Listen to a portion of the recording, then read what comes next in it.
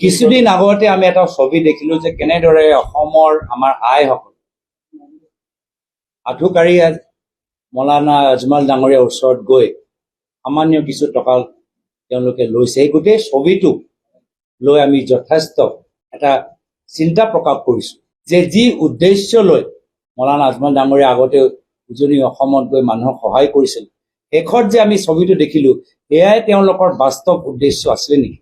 আজি আমাৰ গাঁৱৰ দুখীয়া আইসকল আইতাসকল আহিছে, তেওঁলোকে যদি কিবা এটা সহায় দিব লাগে তেওঁলোকে থিয় থিয় সহায়টো ল'ব।